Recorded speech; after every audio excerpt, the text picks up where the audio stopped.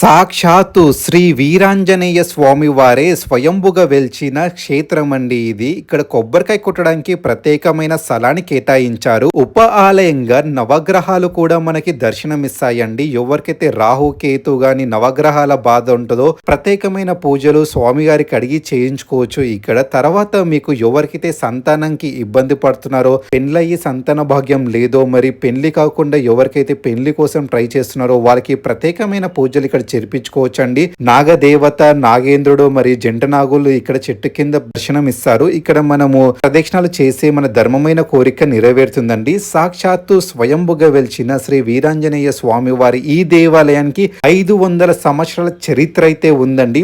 ఎంత పెద్ద ధర్మమైన కోరికైనా సరే ఈ ఆలయానికి వచ్చి ఒక్క ముడుపు కడితే చాలండి, స్వామివారు క్షణాల్లో మన కోరిక నెరవేర్చారని చెప్పేసి ఇక్కడ వచ్చే భక్తుల నమ్మకం అండి. ఫుల్ వీడియో మన యూట్యూబ్ ఛానల్లో ఉంది, తప్పకుండా చూడండి. ఈ ఆలయానికి ప్రతి ఒక్కరు విచ్చేయాలని చెప్పేసి నా కోరిక. జై శ్రీరామ్, జై హనుమాన్.